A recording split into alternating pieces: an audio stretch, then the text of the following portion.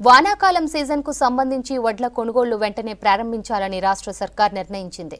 పంట కోతలు జరుగుతున్న ప్రాంతాల్లో వెంటనే కొనుగోలు కేంద్రాలు ఓపెన్ చేసి వడ్లు కొనాలని ఆదేశాలు జారీ చేసింది.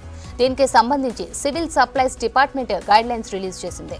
కరోనా ప్రభావం ఇంకా కొనసాగుతున్న నేపథ్యంలో గతంలో మాదిరిగానే గ్రామాల్లోనే కొనుగోళ్లు చేపడుతున్నట్లు చెప్పింది. రాష్ట్ర వ్యాప్తంగా గత ఖరీఫ్లో ఏర్పాటు చేసిన విధంగా దాదాపు 6,000 కొనుగోలు కేంద్రాలు ఏర్పాటు చేయనున్నారు.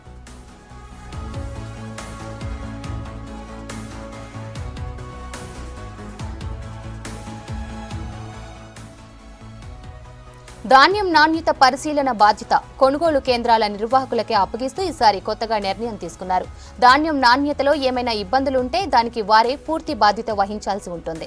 రికార్డు స్థాయిలో ఈ సీజన్లో 135 లక్షల టన్నుల ధాన్యం సేకరించే అవకాశం ఉందని అధికారులు అంచనా వేస్తున్నారు. నిరుడు వానాకాలంలో ప్రభుత్వం 48.85 లక్షల టన్నుల ధాన్యం కొనుగోలు చేసింది.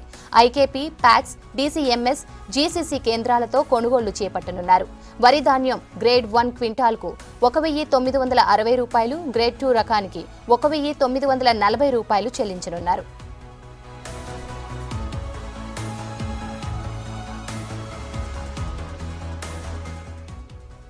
మిల్లర్లకు నిబంధనలు విధించారు అధికారులు. గతంలో సరైన టైంలో రైస్ ఇవ్వని వారు, ఇతర కేసులున్న మిల్లర్లకు ఈసారి ధాన్యం ఇవ్వొద్దని నిర్ణయించారు.